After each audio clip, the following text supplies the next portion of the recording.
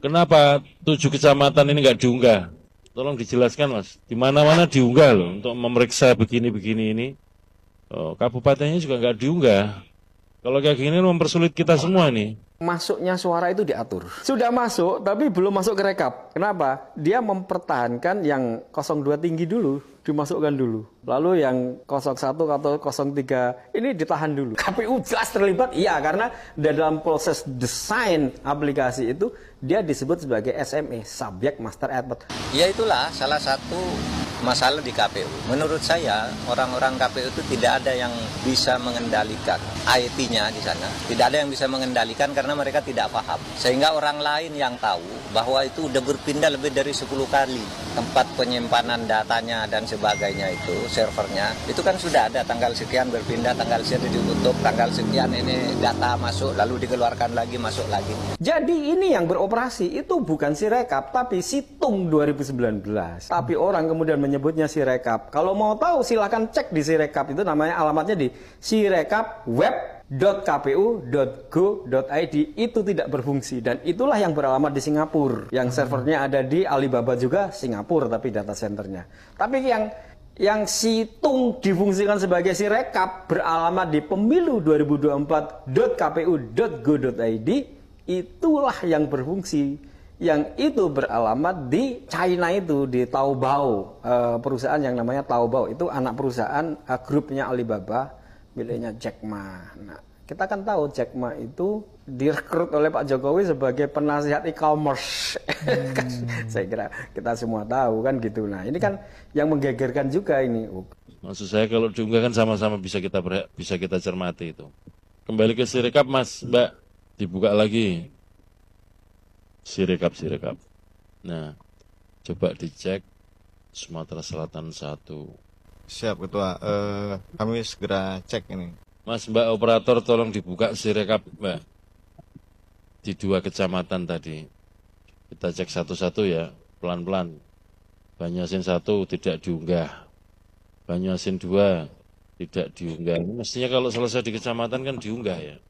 Terus Banyuasin 3. Oke. Terus mana lagi? Sudah 3 nih. Mana lagi yang Mas? Dibaca Mas catatannya. Muara Padang. Muara Padang. Nggak diunggah. Muara Sugian. Terus Muara Sugian. Muara apa Mas? Sugihan. Ya. Nggak diunggah. Terus Muara Telang. Nggak diunggah. Terus Tunggal Ilir. Hah? Tunggal Ilir. Mana Tunggal Ilir? Masih ada lagi? Air Salek. Air Sareh. Salek. Salek. Ini sudah? Kenapa 7 kecamatan ini nggak diunggah? Tolong dijelaskan, Mas. Di mana-mana diunggah loh untuk memeriksa begini-begini ini. Siap Ketua, kami segera cek ini. Kami juga kemarin semua sudah diperintahkan untuk diunggah setelah selesai hasil pleno di tingkat Ini kan kecamatan ini. kecamatan, kabupaten, kota, dan terutama provinsi. Cek Banyuasinnya diunggah apa enggak di Kabupaten Banyuasin. Bukan itu kecamatan. Kabupatennya Banyuasin. Nah, coba dicek ke bawah, paling bawah. Terus kabupatennya juga enggak diunggah. Kalau kayak gini mempersulit kita semua nih untuk cross check. Ada enggak dibawa di Kabupaten Banyuasin? Sebentar Mas. Ya, Maksud saya D-nya kecamatan aja nggak diunggah, di kabupaten nggak diunggah. Ini kan problem. Kalau kita mau ngecek kayak gini mempersulit semua. Di Sumatera Selatan kan sinyal lancar kan sebetulnya. Menurut saya KPU itu bukan sengaja, dia tidak tahu, tidak menguasai teknologi mereka. Ya sama dengan saya lah. Oleh sebab itu saya usulkan audit digital forensik.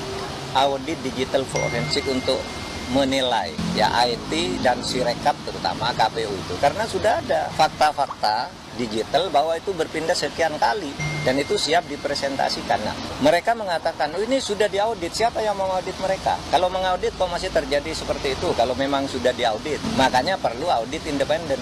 KPU harus berani untuk membuka dirinya. Kalau mereka jujur ya diaudit saja dan akui saya memang tidak menguasai, saya tidak bisa mengendalikan karena saya bukan ahli IT, kan gitu aja. Dia nggak punya ahli IT yang mengendalikan sendiri. Nah kalau berani diaudit saja, tidak ada hubungannya ini dengan hasil pemilu nanti, audit ini. Ini hanya dengan kinerja KPU. Jangan takut juga partai-partai tidak setuju audit gitu misalnya. Tidak akan berubah pada hasil yang nanti ditetapkan berdasar hitungan manual. Tapi audit ini penting agar ke depannya orang tidak ugal-ugalan seperti KPU sekarang. Udah diperingatkan pelanggaran etik beberapa kali. Sebenarnya udah secara moral udah tidak. Seharusnya udah mundur lah. Tapi ya mereka tidak mau juga. Mungkin terikat kontrak untuk tidak mundur.